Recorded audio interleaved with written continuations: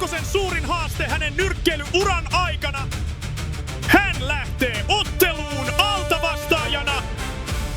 Kummatkin ovat valmistautumassa otteluun. Trumpilla on myös hieman pidempi ulottuvuus. Sieltä astelee Trump rennon oloisena. Ja Suomen edustaja Urho Kekkonen. Siitä lähtee ensimmäinen erä.